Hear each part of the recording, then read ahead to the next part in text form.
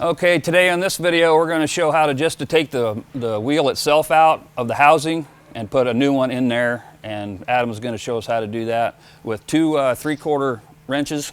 It's a fairly easy process. Counterclockwise to get it off.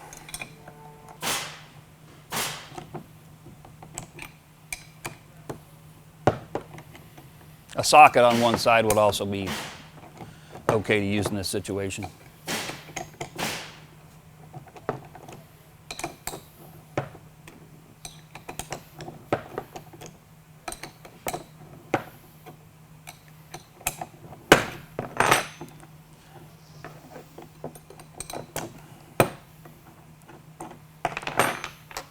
You're going to take the bolt out.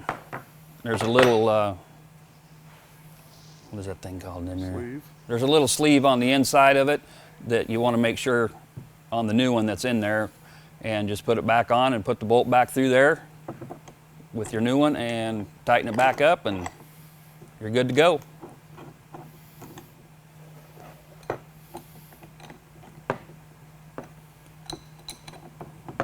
Okay, again, you're taking this bolt out with a 3/4 inch wrench.